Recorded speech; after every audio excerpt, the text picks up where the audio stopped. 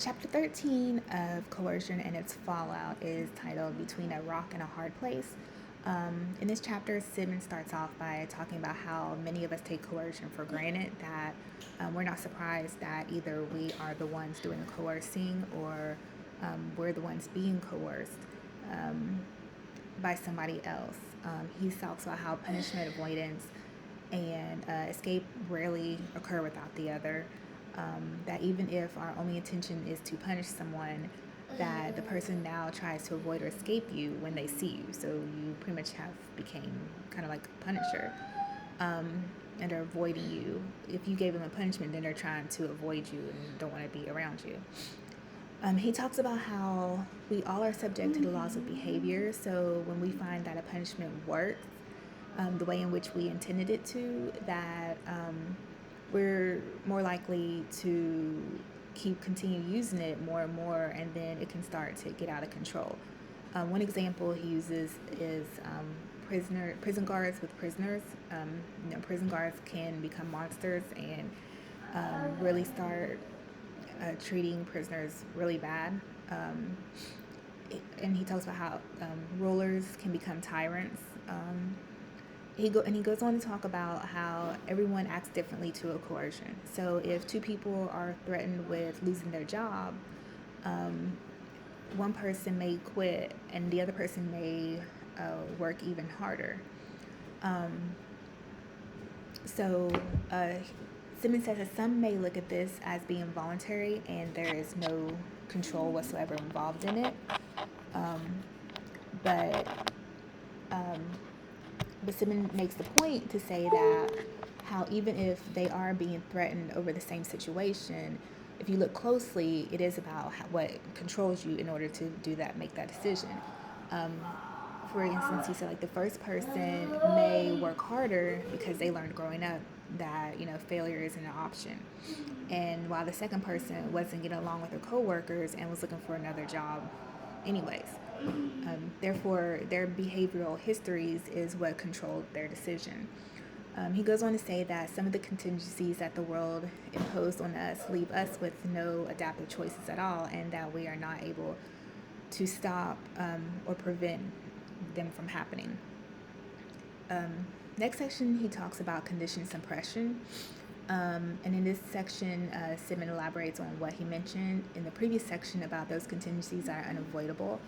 Um, in the lab, he discusses how they had a rat where every time it pressed a lever, it received food. Then a warning signal would sound for about a minute, and then a shock would occur.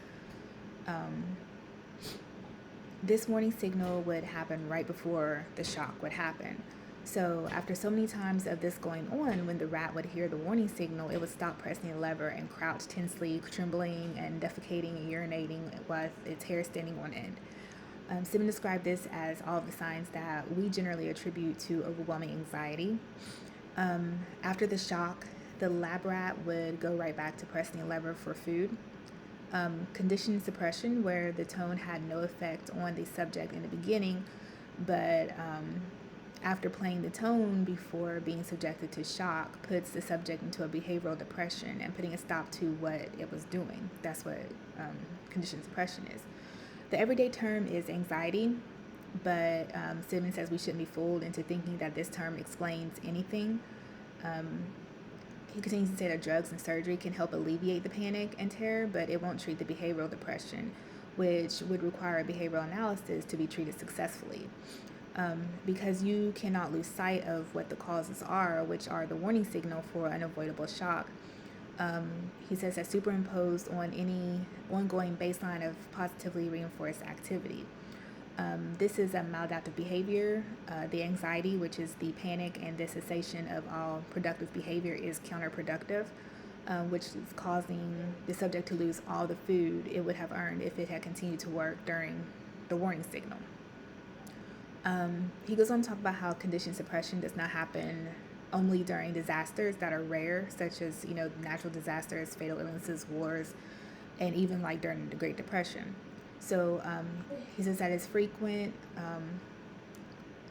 He says that it's frequent in our everyday interactions with others because social coercion is prevalent and severe anxiety produced by signals for unavoidable punishment, failure, or embarrassment. Um, people can people can become a condition suppressor. For instance, like a boss or a cop when you get pulled over.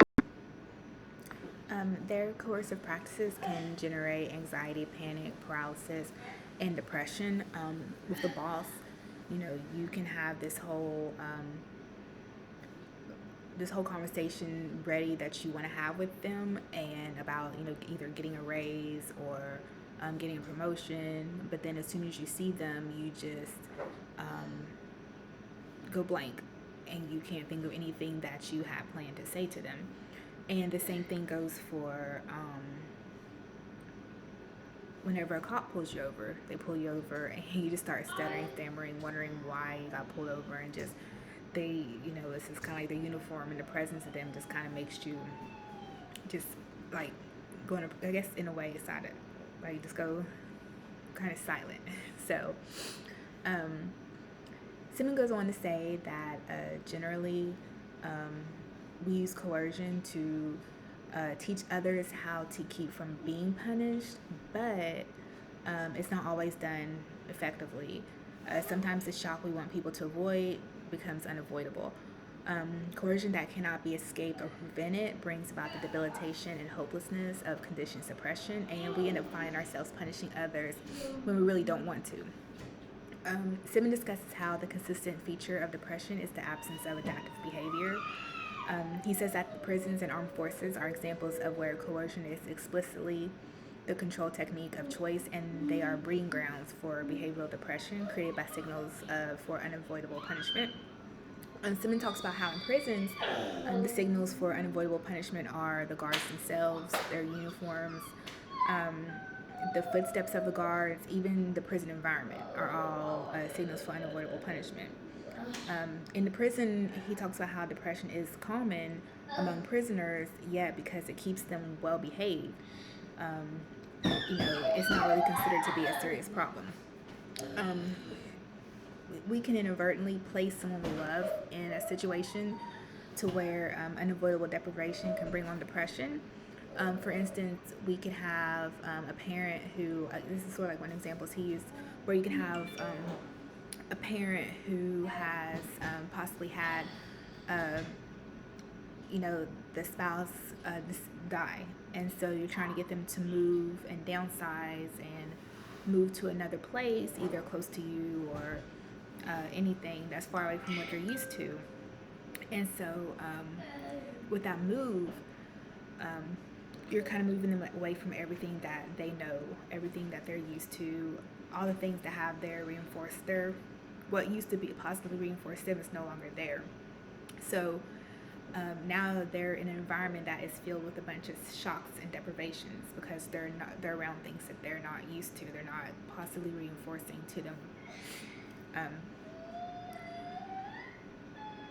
In the economics of anxiety, this section, Simon talks about how conditioned suppression can turn out to be useful on occasion. He says, the warning signals still put us in a state of depression, but however, our inability to function can sometimes lead later to a larger reinforcer that outweighs the immediate losses. And this is like where he was talking about where you are, where puppies and kittens play, but then also if you're in like fighting with somebody, you can kind of have the shock of you're losing, but then you'll go and you'll lay there as if you're waiting for the final blow, but then your opponent sees that you're kind of giving up, and they don't give you the final blow. They go ahead and give you mercy, I guess you could say, and not do it. So pretty much you don't die, you still live. So that outweighs the immediate loss of just losing. So that's one of them. So he goes on to say that if we neglect the behavioral contingencies of conditioned suppression and only treat it medically, then we are giving the suppression adaptive function, and we are increasing its probability of reoccurring. The example he used here was for combat fatigue in the military. Usually, the way this was treated was by pulling the incapacitated soldier from the battlefield and into a base hospital. And then from there, they either had a disability discharge or they got reassigned um, to somewhere that was away from the battlefield. And not only allowed escape to occur, but also it made the soldier feel, a lot of guilt, and they had a loss of self-respect, and they had a feeling of that their own weakness had caused them to abandon their responsibilities and their fellow soldiers. So to alleviate this problem, military psychiatrists would treat the soldiers at a field station instead of base hospitals, and they would pretty much make it clear to them and let them know that, hey, the treatment here is brief, and afterwards you will be going back to the battlefield. And so the so when they did this, the combat fatigue ended up losing its function, which was they were escaping from being on the battlefield.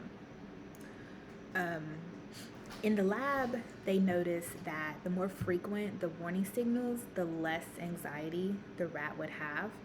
And the less frequent the warning signals, the more anxiety it would have. And this was due to the rat could, the way to put it is, this is due to the rat could only afford to lose so much food. So when there was more frequent warnings, that means there was more time that that was more times that if he stopped, he would lose a lot of food. So so it was like the more frequent the warnings, that would mean less food. So the rat adapted to the signals and would just work through all the warnings. Simmons said that this could be replicated in humans, that those that are affluent, they can afford to stop working, or and they can stop their other responsibilities when things end up getting rough for them because they can afford to do so.